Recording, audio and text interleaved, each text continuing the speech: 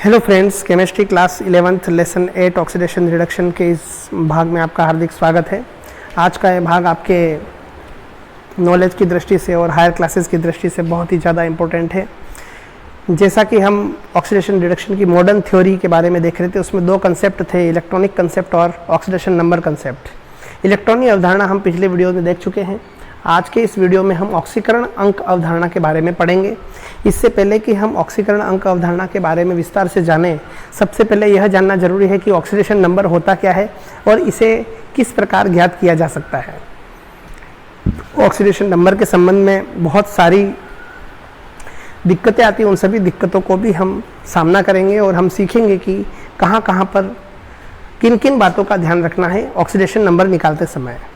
ठीक है, oxidation state भी कहते हैं इसे और ऑक्सीडेशन नंबर भी कहते हैं। ठीक, तो सबसे पहले हम देखेंगे ऑक्सीडेशन नंबर किसे कहते हैं।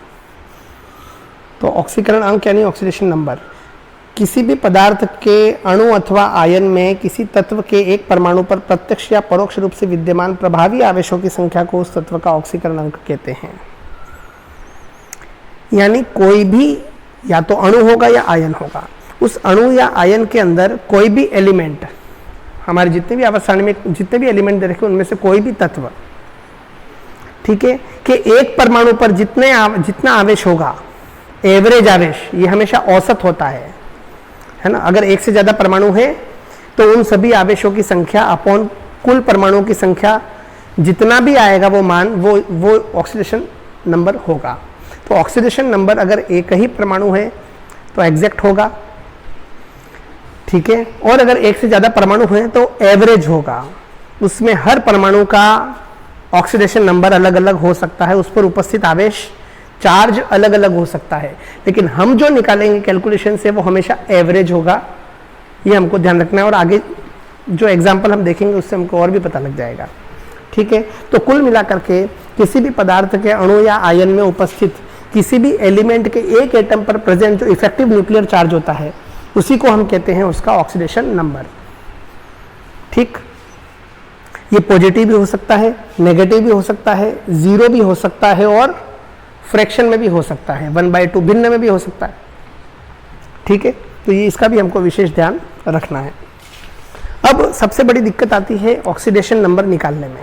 तो ऑक्सीडेशन नंबर ज्ञात करने के कुछ नियम है, वो नियम अगर हम ध्यान से देख लें तो हमको कोई दिक्कत नहीं होगी। वैसे इस वीडियो के बाद जो अगला वीडियो है उसमें बहुत सारे एग्जाम्पल लूँगा, उन एग्जाम्पल से आपको और समझ आ जाएगी। Practice makes a man perfect. IUPAC नाम हो गए, ऑक्सीडेशन नंबर हो गए, ये कुछ कंसेप्ट, असंकरण हो गया, ये कुछ ऐसे टॉपिक्स हैं, इसमें जितनी ज़्यादा प्रैक्टिस करोगे उतना ज़्यादा आपका कमांड होगा उस टॉपिक पर, है ना। बहुत सी चीज़ें ऐसी होती है कि हमेशा नियमों से नहीं निकलती, वो जब तक हम एग्जाम्पल में नहीं जाते हैं तब तक हमें आइडिया नहीं होता कि इसमें करना क्या है। ठीक है, तो आज के इस वीडियो में आप नियम जान लीजिए, बाकी का काम हम उसके अगले वीडियो में करेंगे। उसका एग्जाम्पल्स लेंगे, लॉट ऑफ एग्जाम्पल्स लेंगे, तो उससे आपको अच्छे से समझ में आ जाएगा कि ऑक्सीडेशन नंबर कैसे निकालते हैं। तो ऑक्सीडेशन नंबर यानी ऑक्सीकरण अंक निकालने का सबसे पहला नियम, ऑक्सीकरण अंक निकालने का सबसे पहला नियम यह है कि मुक्त अवस्था में तत्व का ऑक्सीकरण अंक 0 होता है। मुक्त अवस्था मतलब जिस अवस्था में वो प्रकृति में पाया जाता है, नेचुरल फॉर्म में पाया जाता है। जैसे फास्फोरस की नेचुरल फॉर्म जो होती है वो होती है P4, सल्फर की होती है S8, तो ये P4 S8। जैसे ओजोन भी पाया जाता है, ऑक्सीजन का भी अस्तित्व होता है और ओजोन का भी होता है, तो O2 भी है यहाँ पर और O3 भी है, देखिए आप। ठीक है ना। सोडियम तो सोडियम के फॉर्म में पाया जाता है, पोटेशियम, मैग्नीशियम, ये सब तो मेटल है, मेटेलिक फॉर्म में पाई जाती है। Fe कॉपर, आयरन, गोल्ड, ये hydrogen, oxygen, nitrogen, chlorine, Cl2 के फॉर्म में मिलता है। तो जिस भी नेचुरल फॉर्म में मिलता है मुक्त अवस्था में, उस फॉर्म में प्रति परमाणु ऑक्सीकरण अंक हमेशा 0 होगा। ठीक है, किसी रिएक्शन के अंदर केवल Na लिख रखा है तो आपको उसके ऊपर ऑक्सीकरण अंक 0 लिखना है। किसी रिएक्शन के अंदर Cl2 लिखा है या O2 लिखा है तो उसमें ऑक्सीजन के ऊपर उसका ऑक्सीडेशन नंबर 0 होगा। तो समझ गए होंगे आप शायद पहला नियम। अब हम देखते हैं दूसरा नियम। किसी भी अपर रूप में तत्व के प्रत्येक परमाणु का ऑक्सीकरण अंक 0 होता है।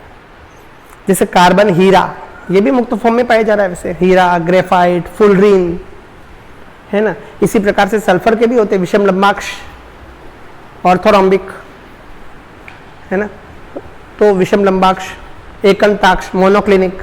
तो ये गंधक के प्रकार है अलग अलग। फॉस्फोरस भी कई प्रकार के होते हैं, श्वेत phosphorus, white phosphorus, red phosphorus, black phosphorus.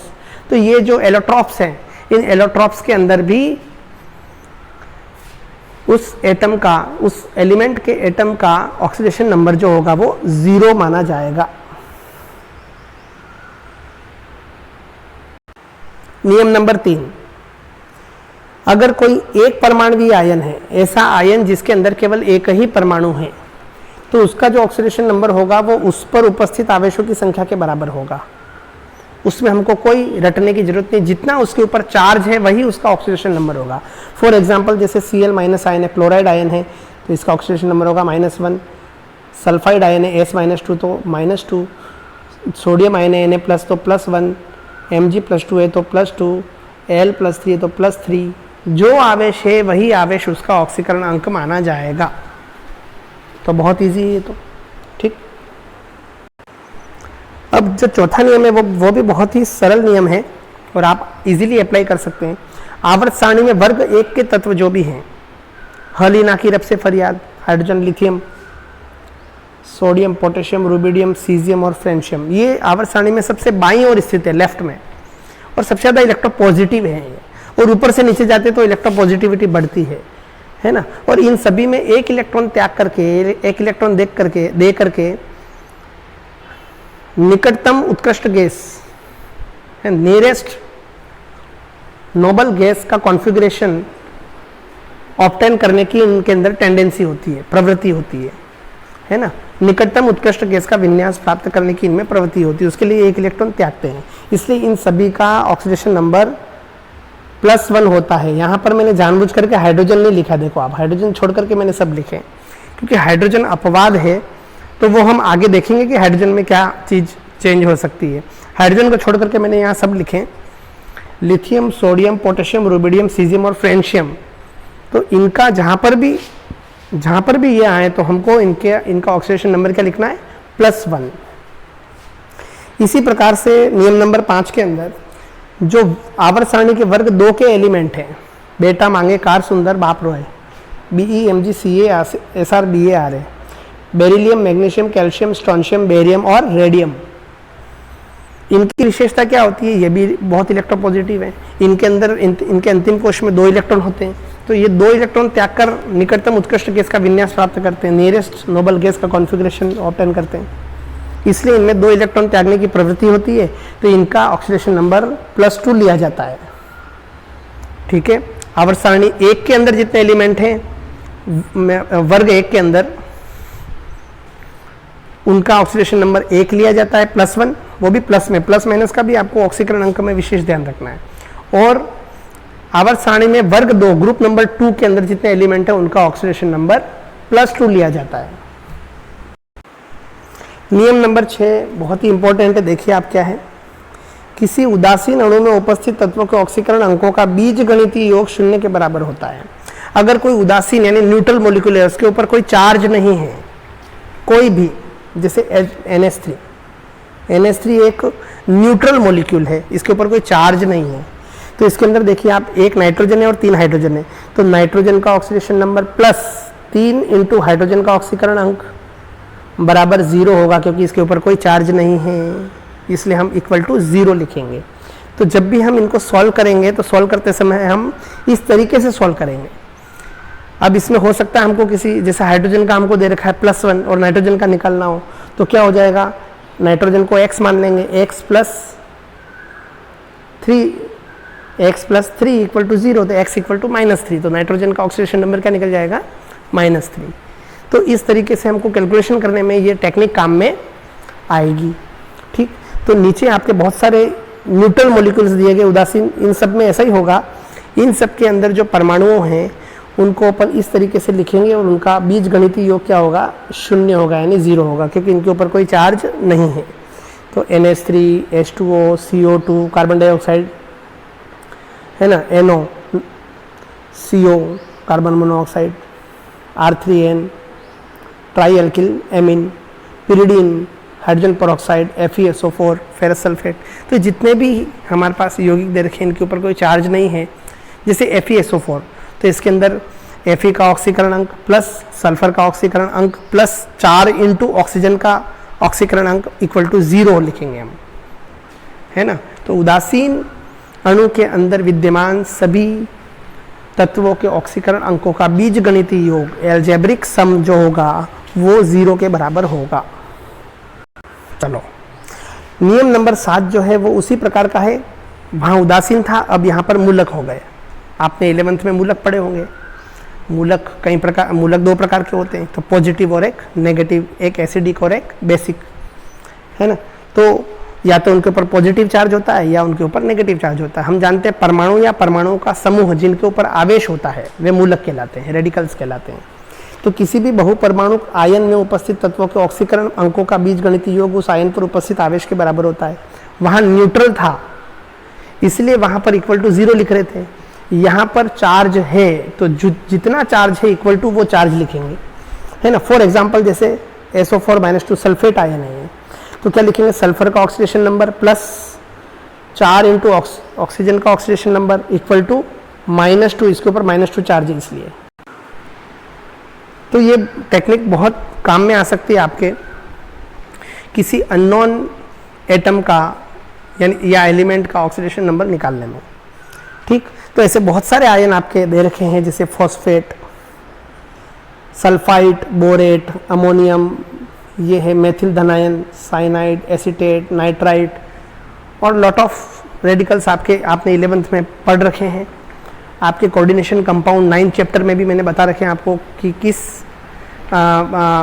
किस लिगेंड के ऊपर कितना आवेश होता है ना। तो वो भी आपको ध्यान में होना चाहिए। नियम नंबर 8 बहुत इंपॉर्टेंट है। नियम नंबर 8 ये कहता है कि विभिन्न यौगिकों में हाइड्रोजन परमाणु का ऑक्सीकरण अंक सामान्यतः +1 होता है। जनरली हमको +1 लेना है, लेकिन कुछ जगह पर हमको ध्यान रखना है। देखना कहाँ पर, जहाँ पर वह प्रबल धन विद्युतीय धातुओं के साथ हाइड्राइड बनाता है। हाइड्रोजन जब अपने से ज़्यादा इलेक्ट्रोपॉजिटिव एलिमेंट्स के साथ में द्विअंगी यौगिक बनाता है, उनके साथ कंपाउंड का निर्माण करता है, तो वहाँ पर हाइड्रोजन का ऑक्सीकरण अंक -1 होगा, ठीक है। ये ध्यान रखिए आप। जैसे अगर आवर्त सारणी में अगर हम वर्ग 1 को देखें तो हाइड्रोजन के नीचे आने वाले जितने भी एलिमेंट हैं वो उससे ज़्यादा विद्युत धनी है। हम जानते हैं ऊपर से नीचे जाने पर इलेक्ट्रोपॉजिटिविटी बढ़ती है, इलेक्ट्रोनेगेटिविटी कम होती है, इलेक्ट्रोपॉजिटिविटी बढ़ती है। आप 2nd चैप्टर 11th में पढ़ चुके होंगे आप, ठीक है। तो हाइड्रोजन से नीचे आने वाले जितने भी एलिमेंट हैं, देखिए lithium hydride, sodium hydride, KH, MgH2C, calcium hydride. तो ये देखिए कि आप हाइड्रोजन से नीचे के साइड में आने वाले जितने भी एलिमेंट हैं, चाहे वो फर्स्ट वर्ग में हो चाहे 2nd वर्ग में हो, वो हाइड्रोजन के साथ हाइड्राइड बनाते हैं। और हाइड्राइड बनाते हैं क्योंकि वो हाइड्रोजन से ज़्यादा विद्युत धनी है, तो वहाँ पर हाइड्रोजन विद्युत ऋणी हो जाएगा, है ना। तो वो वहाँ पर इलेक्ट्रॉन देगा नहीं बल्कि इलेक्ट्रॉन ग्रहण करेगा। तो यहाँ पर ऑक्सीकरण अंक इसका क्या माना जाएगा, -1 माना जाएगा, ठीक। तो आपको इसमें विशेष ध्यान रखना है कि जहाँ पर हाइड्रोजन अपने से अधिक विद्युत ऋणी तत्व के साथ जुड़ा है तो वहाँ पर तो उसका ऑक्सीकरण अंक होगा +1। जहाँ पर हाइड्रोजन अपने से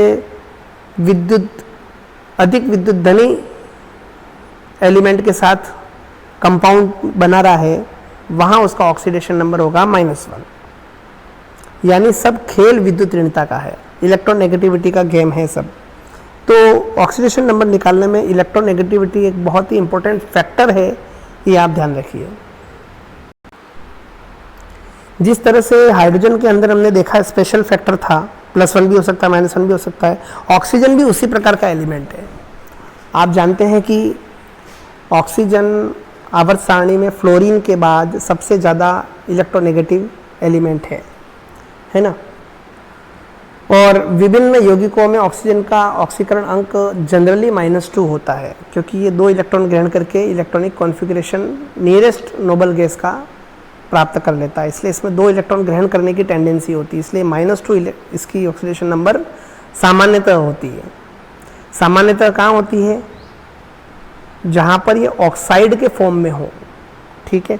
लेकिन परऑक्साइड में देखो, ऑक्साइड के फॉर्म में हो तो -2, परऑक्साइड में हो तो -2 का आधा कितना होता है? -1, और सुपर ऑक्साइड में -1 का भी आधा -12। समझ गए आप? ठीक है। तो ऑक्साइड 3 प्रकार के बनते हैं ऑक्सीजन से। एक तो नॉर्मल ऑक्साइड, सामान्य ऑक्साइड, इसमें -2, एक परऑक्साइड, उसमें -2 का आधा -1, एक सुपर ऑक्साइड जिसमें -1 का भी आधा -1/2। ठीक। अब परऑक्साइड किस किस के साथ बनते हैं? जैसे हाइड्रोजन परऑक्साइड, सोडियम परऑक्साइड, इसमें ऑक्सीजन का ऑक्सीकरण क्या होगा? -1 होगा। Super oxide, potassium super oxide, rubidium super oxide, इसमें ऑक्सीकरण क्या होगा? -1/2 होगा। ठीक है। एक तो ये कि सामान्य ऑक्साइड, परऑक्साइड और सुपर ऑक्साइड में ऑक्सीजन की ऑक्सीडेशन नंबर अलग अलग होगी। ये चीज़ आपको समझ में आ गई होगी। एक चीज़ और इम्पोर्टेंट है कि आवर्त सारणी में ऑक्सीजन जो है वो फ्लोरीन के बाद सबसे ज़्यादा इलेक्ट्रोनेगेटिव है, यानी फ्लोरीन के अलावा इसकी ऑक्सीडेशन नंबर हमेशा माइनस में रहेगी। लेकिन अगर ये फ्लोरीन के साथ अगर कंपाउंड बना है तो वहाँ क्या होगा? वहाँ पर फ्लोरीन ज़्यादा विद्युत ऋणी है, तो फ्लोरीन नेगेटिव होगा, ये पॉजिटिव हो जाएगा, सीधी सी बात है। और फ्लोरीन की विद्युत ऋणता हमेशा क्या होती है? -1 होगी। ठीक है। तो अगर ये फ्लोरीन के साथ यौगिक OF2 बनाता है, ऑक्सीजन डाइफ्लोराइड, तो इसमें ऑक्सीकरण होगा +2, और O2F2 बनाता है तो +1 होगा। यानी फ्लोरीन के साथ इसके जो यौगिक होंगे उसमें ऑक्सीजन की ऑक्सीडेशन नंबर पॉजिटिव होगी। तो जैसा कि मैंने आपको बताया कि सारा गेम विद्युत ऋणता का है, क्योंकि यहाँ पर फ्लोरीन ऑक्सीजन से ज़्यादा विद्युत ऋणी है, इसलिए फ्लोरीन की ऑक्सीडेशन नंबर को -1 माना जाएगा। तो फॉर एग्जांपल जैसे OF2 है तो इसमें इसको X मान लेंगे, इसके ऊपर -1, तो X -2 बराबर 0, X इक्वल टू क्या आ गया? +2। तो ऑक्सीजन की ऑक्सीकरण कितनी होगी? +2 होगी यहाँ पर। ठीक।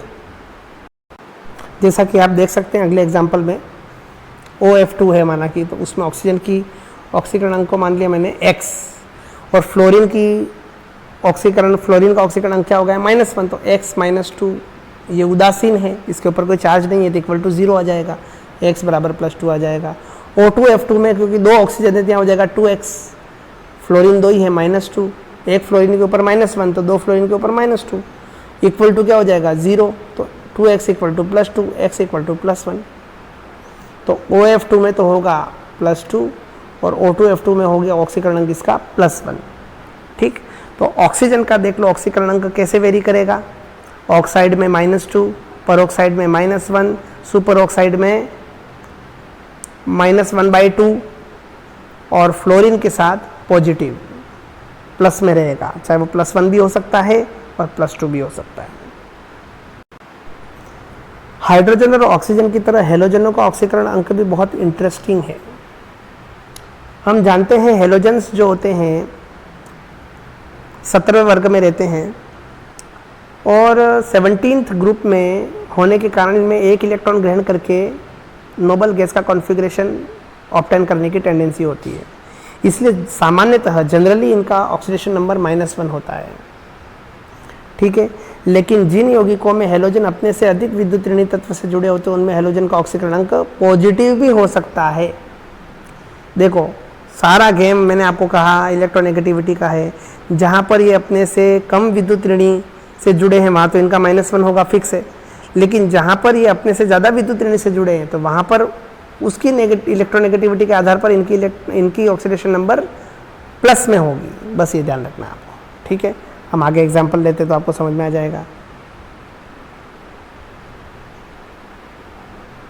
देखिए जैसे कि ClF, अब इसने क्लोरीन ने फ्लोरीन के साथ यौगिक बनाया, तो यहाँ पर फ्लोरीन ज़्यादा विद्युत ऋणी है, तो इसको मान लिया मैंने X और इसकी मैं लेंगों में -1, तो X -1 इक्वल टू 0 क्या हो गया? X इक्वल टू +1 पॉजिटिव आ गया, जबकि ये विद्युत ऋणी है।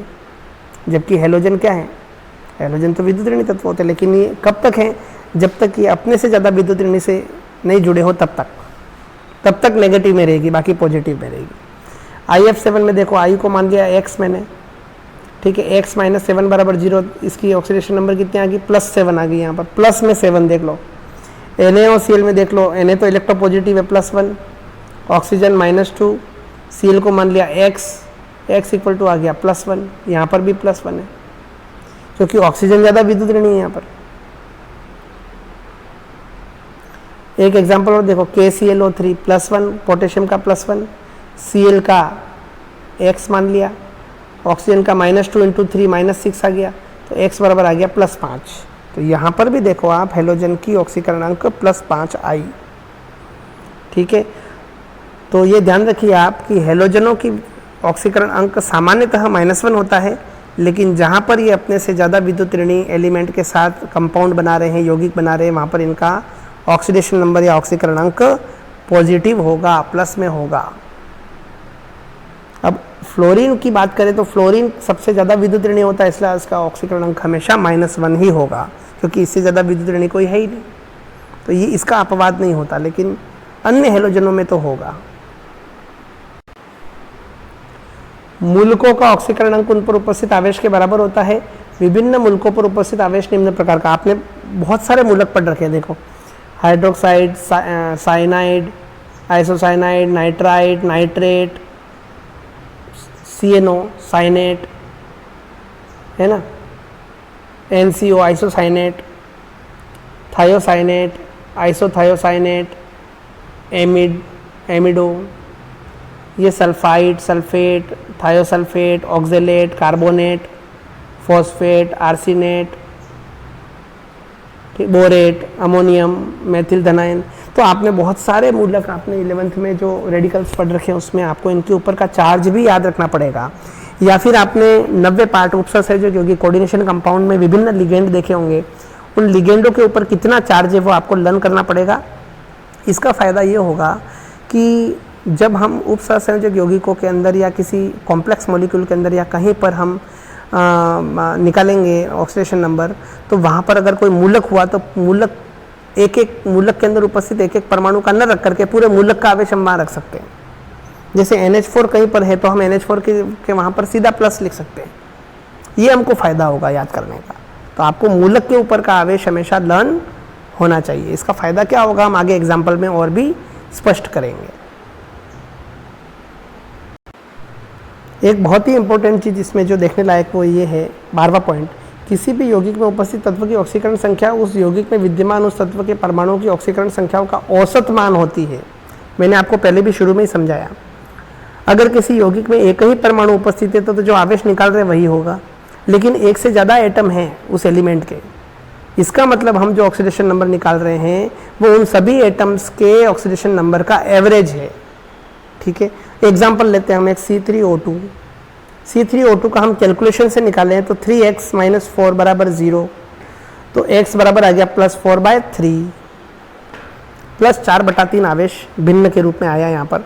अब अगर इसको हम स्ट्रक्चर के फॉर्म में लिखें O double bond C double bond C double bond C O, अब हम यहाँ पर विद्युत ऋणता के आधार पर लिखते हैं कि इससे ऑक्सीजन जुड़ा हुआ है, तो इधर हुआ -2 तो इधर कितना हुआ +2, इधर भी कार्बन है इधर भी कार्बन है, दोनों को विद्युत ऋणता में कोई अंतर नहीं है, तो यहाँ पर आ जाएगा 0 और यहाँ पर भी आ जाएगा 0, ठीक है। अब इधर भी कोई अंतर नहीं, यहाँ 0 तो यहाँ भी 0 और यहाँ -2 तो यहाँ +2, इस प्रकार से हम इसका निकालेंगे। तो इस कार्बन पर +2, इस कार्बन पर +2, है ना, और इस कार्बन पर 0, 3 कार्बन में से 2 कार्बन पर तो +2 और 1 कार्बन पर 0, ठीक है। अब औसत मान निकाले हैं तो कुल आवेश कितना हुआ, +2 + 0 + 2 तो +4 हो गया, और कुल कितने कार्बन है 3, तो क्या हो गया, एक कार्बन पर एवरेज कितना रहा +4/3, ठीक। तो ये जो वैल्यू आ रही है हम कैलकुलेशन से निकाल रहे हैं, ये एवरेज वैल्यू है, इसका मतलब ये नहीं है कि हर कार्बन के ऊपर +4/3 है, नहीं, ऐसा नहीं है। स्ट्रक्चर में हम देख रहे हैं कि ऐसा नहीं है, 2 कार्बन पर तो +2 है और 1 कार्बन पर 0 है, इसलिए जो हम ऑक्सीडेशन नंबर निकालते हैं वो वास्तविक मान नहीं है, वो एवरेज वैल्यू है, ठीक है। ये मुझे आपको स्पष्ट करना था। तो ऑक्सीकरण अंक ज्ञात करने के मुख्य नियम आपने देख लिए होंगे, बहुत ही आप इनको एक बार और कॉपी के अंदर नोट कर लेंगे अच्छे से और लर्न करेंगे, और जब इनको आप अप्लाई करेंगे तो अप्लाई करने पर आपको और नया नॉलेज मिलेगा और सहायता मिलेगी उन नोट्स से काफ़ी, ठीक है ना। तो जब आप उन नोट्स को आप उपयोग में लेंगे, आपके पास नोट होगा और आप जब एग्जाम्पल करना शुरू करेंगे, इसके नेक्स्ट वीडियो में मैं डाल रहा हूँ, लॉट ऑफ एग्जाम्पल डालूंगा, तो आपको उससे बहुत हेल्प मिलेगी। इसलिए आपसे अनुरोध है कि आप सारे नियमों को, सारे रूल्स को कॉपी में अपनी नोटबुक में नोट कर लें और अच्छे से उनको एक बार रीड करें और उसके बाद लर्न करें। अब हम देखते हैं ऑक्सीकरण अंक संबंधी हमको ध्यान क्या रखना है, मुख्य विशेषताएं क्या हैं। नंबर 1, जो धात्विक तत्व हैं, हम जानते हैं आवर्त सारणी में लेफ्ट साइड में सारे मेटेलिक एलिमेंट्स हैं, उनका ऑक्सीकरण अंक जनरली पॉजिटिव होता है क्योंकि उनमें टेंडेंसी होती है इलेक्ट्रॉन त्यागने की। सेकंड है अधातु तत्व, जो कि पीरियोडिक टेबल में राइट हैंड साइड में होते हैं, उनकी टेंडेंसी होती है इलेक्ट्रॉन को ग्रहण करने की, इसलिए उनका ऑक्सीडेशन नंबर जनरली नेगेटिव होता है, ठीक। तीसरा, जो संक्रमण धातु हैं, जो एस और पी के बीच में डी ब्लॉक के एलिमेंट्स हैं, वर्ग 3 से वर्ग 12, ये परिवर्तनशील ऑक्सीडेशन नंबर प्रदर्शित करते हैं। क्यों? क्योंकि इनके कक्षकों में, इनके ऑर्बिटल्स में बहुत कम एनर्जी डिफरेंस होता है, इसलिए ये अलग अलग प्रकार की वेरिएबल ऑक्सीडेशन स्टेट शो करते हैं। जैसे मैग्नीज में +2 से लेकर +7 तक की ऑक्सीडेशन स्टेट होती है, +2, +3, +4, +5, +6, +7। आयरन के अंदर भी आपने देखा होगा, फेरस अलग, फेरिक अलग, क्यूप्रस क्यूप्रिक, प्लम्बिक, एंटीमोनस एंटीमोनिक, स्टेनिक। तो आपने देखा ना, एक से अधिक ऑक्सीकरण अवस्था प्रदर्शित करते हैं। कम वाली को अस कहते हैं, ज़्यादा वाली को इक कहते हैं, अपन ने पढ़ा भी है 11th के अंदर। तो ये वेरिएबल ऑक्सीडेशन स्टेट शो करते हैं संक्रमण यानी ट्रांजिशन एलिमेंट्स, जो एस और पी के बीच में होते हैं। चौथा पॉइंट ये है, संकुल यौगिक जैसे K4 Fe से प्रत्येक तत्व का ऑक्सीकरण अंक का मान रखने की अपेक्षा मूलकों का ऑक्सीकरण अंक रखना अधिक सुविधाजनक होता है। ये आपने 90 लेसन में देखा भी होगा कि हम सीधे मूलक के ऊपर स्थित आवेश को रख देते हैं। जैसे यहाँ पर Fe6 4- है, इसको मैंने x मान लिया, तो x -6 मैंने सीधा लिख दिया।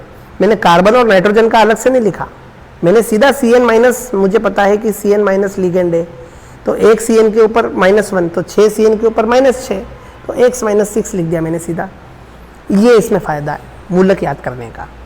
अगर आपको डिफरेंट रेडिकल्स याद हैं, अलग अलग प्रकार के लिगेंड याद हैं कोऑर्डिनेशन कंपाउंड में, उनके ऊपर चार्ज याद है, कितना है हमको, कितना चार्ज है वो हमको लर्न है, तो हमको यहाँ पर सहायता मिल जाती है। x -6 = -4 हो जाएगा, तो x बराबर आ जाएगा +2। यानी यहाँ पर आयरन के ऊपर कितना चार्ज है, ऑक्सीडेशन नंबर कितना है इसका, +2।